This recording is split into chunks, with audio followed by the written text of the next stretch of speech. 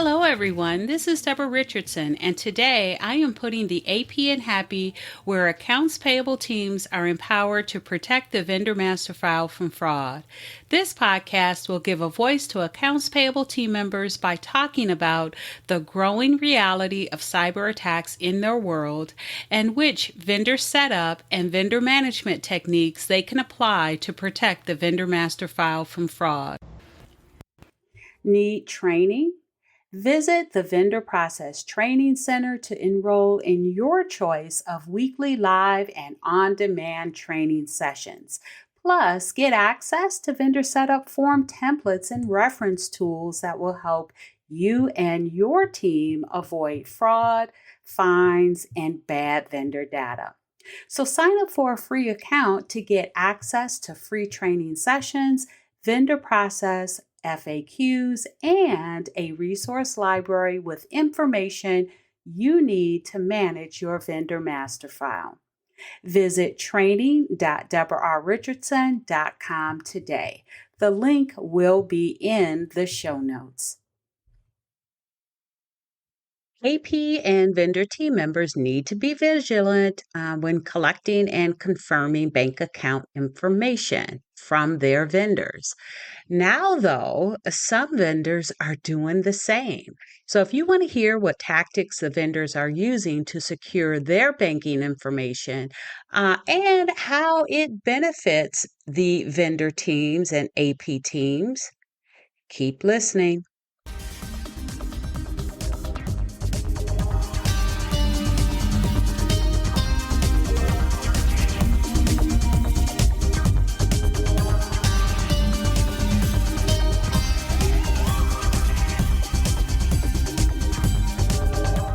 Welcome to episode 334, Flipping the Script.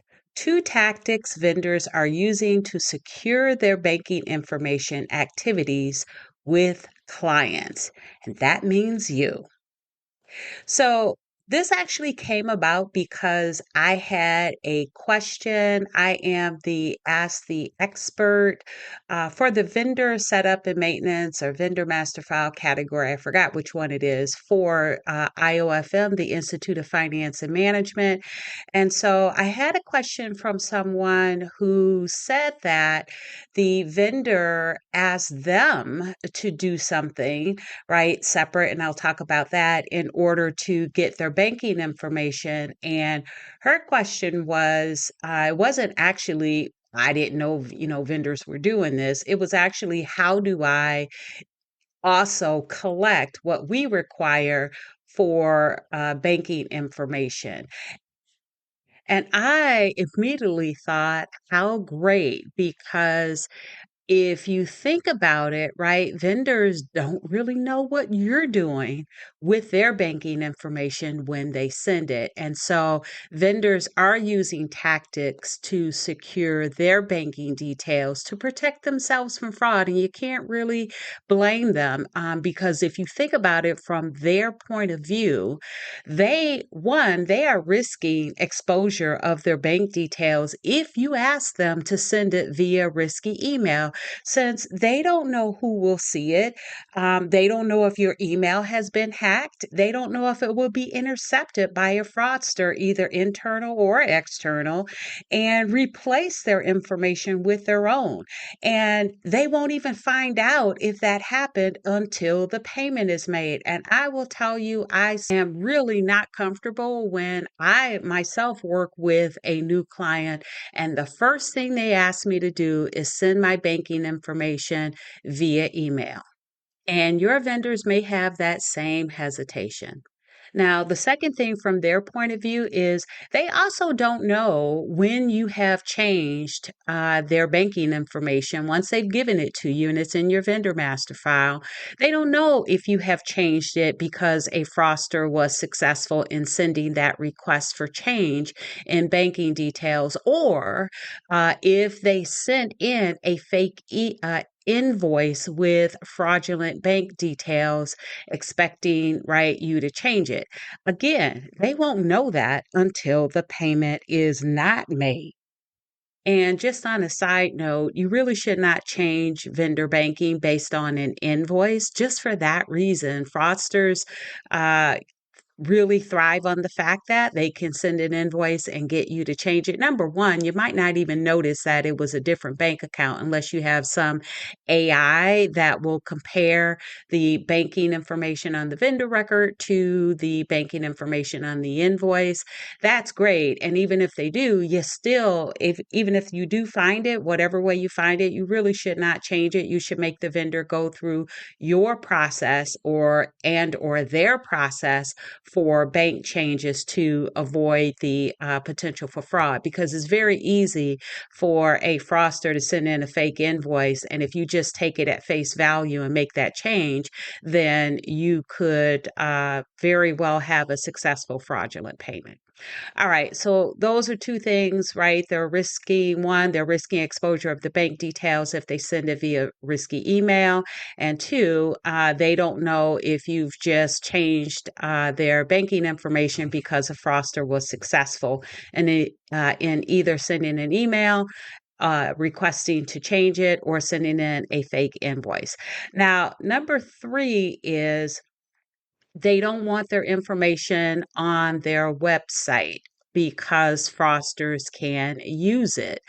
So vendors have been removing their accounts receivable staff or AR staff's contact information from their website because fraudsters can use it. So you really don't have a way to find their confirmation or their contact information if it was not collected by, let's say, purchasing for a PO vendor or from your internal team member for a non-PO vendor. Also, they don't know, meaning the vendor doesn't know if you search the intranet, right, whether you will use the fraudsters' search results because they were able to use ads to show up first in results. Now, that is something that the FTC warns you against doing. And I just had episode, the last one, as a matter of fact, episode 333, that talked about the FTC warning everyone against using search results for getting contact information for like your vendors or anyone you're trying to contact, because the fraudsters, right, they have a bigger budget. They know how to do SEO. They know how to show up first in search results with ads. And so they may have cloned or spoofed your vendor's website and showed up first, right? Because they use SEO, they use ads, and then you go and click that, and now you've got fake or fraudulent contact information. Again, vendor knows none of that. That you're doing that may result in, right, you changing their banking information to a fraudulent account. Now, the next thing, number four, that I want to talk about, why the vendors are using tactics to secure their banking details, is the last one, is that once a fraudulent payment has been made, um, even if they go to court to get their payment, they may not win. And you might think, well, why is that? Probably good for you, though, because now your company, when you made that fraudulent payment, it's gone to the frosters. You may not ever get that back. So now you won't be out of that payment and the actual payment to the vendors. And if you don't pay them, then the vendors may take you to court. And if they do, they are still not guaranteed to win. And so I had episode 323. It's called A Fraudulent Payment After a BEC Scam Goes to Court. And so if you want to hear what the resolution was or what the final decision was, and also what the courts look at as the responsibility for the buyer, the client, the payer, so your company, and what the responsibilities are for the vendor in making that decision as to whether or not the vendor or the uh, client will win, then make sure you take a listen to that episode. And it was very actually interesting because the buyer or the client made a payment to a fraudulent account based on a fraudulent request, and the vendor sued to get their payment after the client said, well, I've already made a payment. I'm not going to be out of two. And so the client turned around and countersued, or it was the other way around. I think that was the way. But in any event, take a listen to that podcast episode if you want to see what happened and what parameters the judge identified as how he made, or how the decisions are made as to who will win. So take a listen to that. All right. So all of that, those 4 points, right? The vendors are taking matters into their own hands. And so I have two tactics that the vendors will use when giving you their vendor banking information, or when confirming. And as I talk about these two, I'll also talk about the benefits for you when they do these two tactics. All right, so the first one is they will give you only the last four digits or some portion of the vendor bank details, and then ask you to call them for the rest of the bank account numbers. So the benefits for you, though, when that happens, is guess what? You get the actual contact information of the vendor, which is great because remember, even if you do get to your actual real vendor's website, they are taking that information for their contact information for the AR teams off the internet because they themselves, right, are protecting their company from fraud. So now you get the direct contact information for who you need to talk to when you need to, for example, confirm banking information, make that phone call. So that's a big benefit. And when you do call the vendor to get the remaining bank account numbers, make sure that you're adding some authentication to that phone call. Because again, number one, you don't have a relationship with the vendor, so you may not, right? You won't have that familiarity to know whether or not they are who they say they are. So make sure you authenticate them by asking 2 to 3 identifying questions. Use the information from, let's say, your vendor setup form, from information you know from the buyer, from information that you've collected from the internal team member. Just make sure, and that internal team member name can also be one way to authenticate it as well.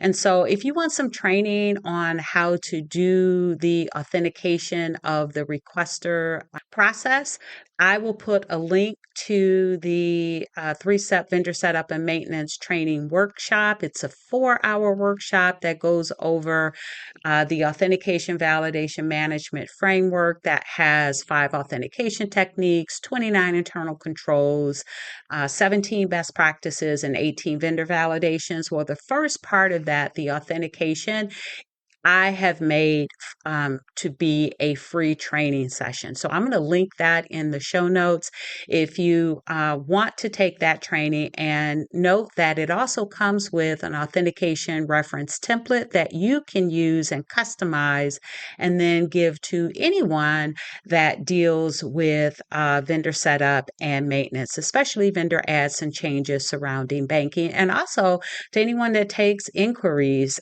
related to the vendor master file and its data. So it's a great way to make sure that you are communicating with your vendor or with your internal team member if that's how you get your vendor information, and not a fraudster. So again, I'm going to put a link to that in the show notes. All right. So the second tactic is giving you a bank account certificate. Now, this bank account certificate is unique to a company called NS Knox, and I've worked with them before. They have the ability to do bank account ownership validation globally. And so I'm going to put a link to their site in the show notes. And that's great on the accounts payable side, but on the accounts receivable side, they also have a way for the vendors to protect their banking information using a bank account certificate. So what happens is that the vendors will confirm all their banking information, and through the NSNOX platform, they'll get this bank account certificate that is encrypted, and anyone that asks for their banking information will be sent this bank account certificate. And by the way, that makes it less risky for them to send it via email to you. So when you ask them to send their banking via email, they may send you that bank account certificate because it's much better than sending an unencrypted vendor banking form via risky email. Now, when you receive their bank account certificate, you actually have to go to a secure site that the vendor has already set up and drop or upload that bank account certificate to reveal the banking details.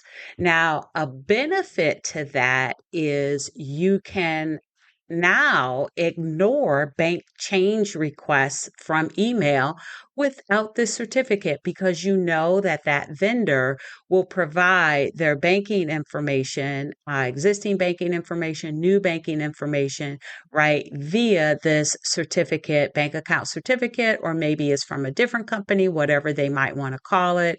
And so you can immediately identify fraudulent bank change requests because you know that vendor will give you or provide to you a bank account certificate. So again, a great way to identify those fraudulent requests. Now, you do need to make sure that you note it on the vendor record that when banking is needed, the vendor will provide a bank account certificate. So again, couple of things that two tactics that the vendors are using to protect their vendor banking and really protecting their payments is one, they will give you only the last four digits or a portion of the bank account number and then ask you to contact them for the details. And then two, they may use something equivalent to a bank account certificate like NSNOX provides that will require you to go to a secure site and upload or drop that bank account certificate in that site, and that will only then will the bank details be revealed. Now, those are just two. I am sure there are other tactics out there that vendors have been using to, again, protect their bank details. And I actually talked about a third one earlier in the episode when I talked about giving my clients a link to a secure platform where they can download my banking. Now, that is something I don't have to do anymore because I actually prefer credit card payments versus vendor or ACH payments. So I don't even have to give my banking anymore. It's a huge relief. And now I don't have to worry that a fraudster is going to upload or ask to change my banking information because my payment method is credit card. And just so you know, many vendors, when they pay or ask you to pay by credit card, right, there is no cost to you. Plus, that credit card payment, the fees are already kind of baked into the amount that they're going to charge you. So you might want to think about, switching to credit card payments if you have the ability for those vendors that do accept it. The one question that you may have, and I talked about the fact that I got this idea from a question from the Ask the Expert. The reason that that person reached out in the first place to ask that question was because they wanted to know, well, if I have to call to get their banking information, then how do I satisfy my internal controls and requirements when collecting banking information? And that meant, right, how do I then collect our vendor banking form? And I think that they also required a bank account letter or a bank letter with the vendor's banking on it. And so my response to that was, still require it. Once the required process from the vendor is completed, then request your forms and other required steps and documents. And you can let them know that they cannot be set up for payment until those are received. So you can satisfy the vendor's requirements for collecting and confirming banking information, and then they can satisfy your requirements for banking collection, right? Banking ads, banking changes, and the documents and other steps that you require for that. So don't look at it as you're taking all the risk, right? And so they have to follow your process. Yes, they have to follow your process, but also look at it from their point of view. They are taking risks as well. And so you may need to follow their process as well. And so what I recommend is that you add this information or these additional steps or the possibility of these steps to your process documents, your SOPs, right? Standard operating procedures, whatever you call the direction that you give to those that handle vendor add and change requests, and have a process for them to perform when the vendor also asks for additional things to be done. So you may need to make sure that you include that in your process documents to give your team the ability to be flexible and process requests even when the vendor asks for additional steps on their side. All right, so that is all I had for today. So thanks, everyone. I hope you enjoyed the 334th episode of the Putting the AP in Happy podcast, where accounts payable teams are empowered to protect the vendor master file from fraud. Don't forget to check the show notes for the links mentioned in the podcast. And if you enjoyed this episode, consider subscribing and writing a review of my podcast on the platform that you use to listen. Stay happy.